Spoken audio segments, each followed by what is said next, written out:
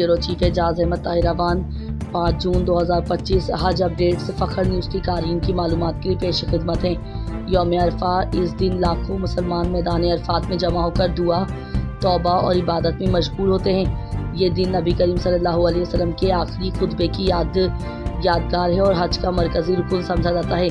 12 سال سے کم عمر بچوں کی حفاظت کے پیش نظر کم عمر بچوں کی شرکت پر پابندی عائد کی ہے۔ انصاف کے تقاضوں کے پیش نظر پہلی بار حج کرنے والوں کو ترجیح دی گئی ہے تاکہ زیادہ سے زیادہ افراد کو موقع مل سکے۔ مسجد الحرم میں دنیا کا سب سے بڑا ایئر کنڈیشننگ سسٹم نصب کیا گیا ہے۔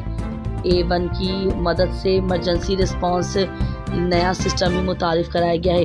اس سال دوران حج ڈرونز کے سسٹم کے ذریعے اجازت نامہ کے بغیر حج کرنے والوں کی شناخت کی جا رہی ہے۔